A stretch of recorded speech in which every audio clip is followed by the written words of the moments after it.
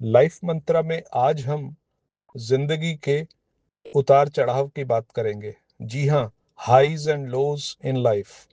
क्या आपने कभी हृदय की धड़कन मापने वाली मशीन यानी ईसीजी देखी है?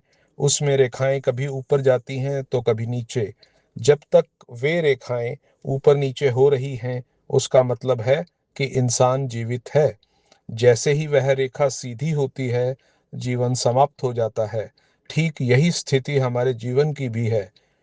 जीवन सुख और दुख, सफलता और विफलता का एक अनूठा संगम है। आज मैं इसी उतार चढ़ाव के महत्व पर अपने विचार साझा करना चाहता हूँ।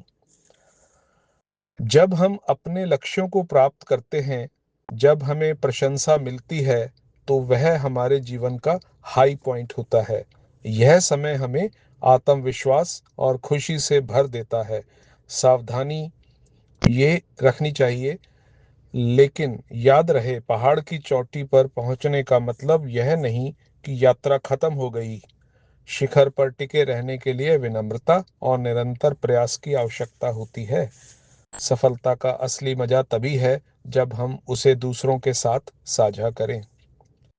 अब बात करते हैं उन पलों की जब हम गिरते हैं। असफलता, अकेलापन या नुकसान, ये लोज हमें तोड़ देते हैं, लेकिन असल में ये पल हमारे चरित्र का निर्माण करते हैं।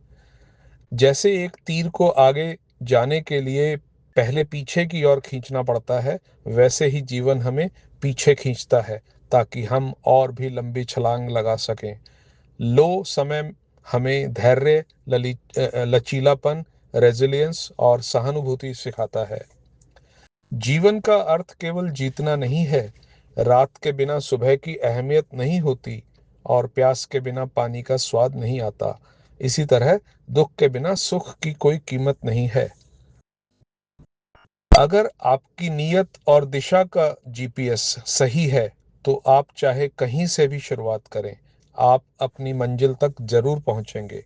रास्ते के गड्ढे आपकी मंजिल नहीं बदल सकते।